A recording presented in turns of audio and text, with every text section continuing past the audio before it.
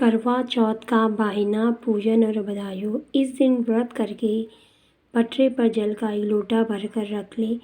फिर बयाना काटने के लिए खांड का मिट्टी का करवा लें और उसमें गेहूँ से भर दें और ढक्कन में चीनी भर लें। इस पर 1 रुपया रख दो। रोली, चावल, गुड़ आदि से श्री गणेश जी का पूजन करें। इससे पहले करवे पर रोली रेसतिया काटकर 13 बिंदी लगाएं। फिर 13 गेहूं के दाने हाथ में लेकर के कहानी सुने। कहानी सुनने के बाद करवे पर हाथ फेर अपनी सास के पैरों में पड़कर वो करवा अपनी सास को दे दी।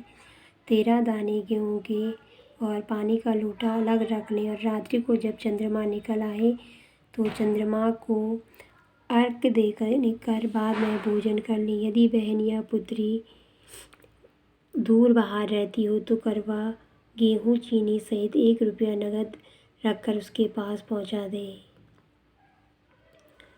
प्राचीन काल में एक करवा नाम की स्त्री थी।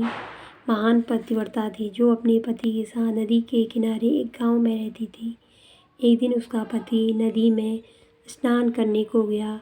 देवयोग से स्नान करते समय वहाँ एक मगर ने उसका पैर पकड़ लिया। तब यह मनुष्य करवा करके अपनी पत्नी को चिल्ला कर पुकारने लगा।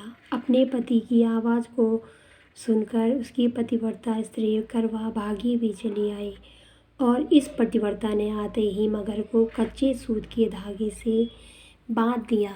मगर को बांधकर वह अपने पतिव्रत धर्म के बल से यमलोक में पहुंचकर यमराज से बोली, हे भगवान, मेरे पति को मगर ने पकड़ लिया है। इस अपराध में आप अपने बल से मगर को नरक में डाल दो। करवा की यह बात सुनकर के यम बोले कि अभी मगर की आयु शेष है, अतः मैं ही अभी उसको नहीं मार सकता। यमराज की बात सुनकर यह करवा ने अपने पति को छुड़ाने के लिए बोली कि अभी अगर मगर की आयु शेष है तो मैं अभी इसको मार नहीं सकता हूँ। यमराज की बात सुनकर करवा बोली, यदि आप ऐसा नहीं करोगे तो आपको श्राप देकर नष्ट कर दूंगी।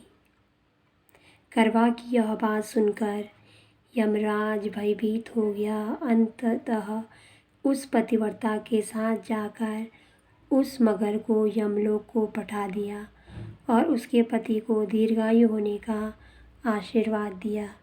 उसी दिन से ये करवा चौथ मनाई जाती है और व्रत भी रखा जाता है। हे करवा माता, जैसे तुमने अपने पति की रक्षा की, ऐसे ही सभी के पतियों की रक्षा करना। करवा माता की जय हो।